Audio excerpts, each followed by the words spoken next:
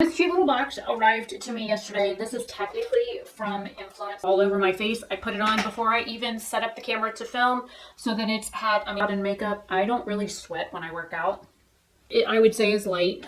I did have to build it up. I thought only a few. It still feels became. So I would say if maybe a brush application would be different, but this is just an update. I haven't even been to the gym. So yeah, it's not doing so good.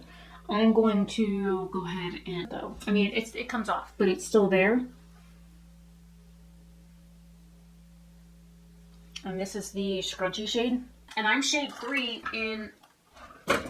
So just to give you an idea, shade 2, shade 3. The Libra one, I'm 1W100. It's itching, man. Oh my god, I'm itching so bad.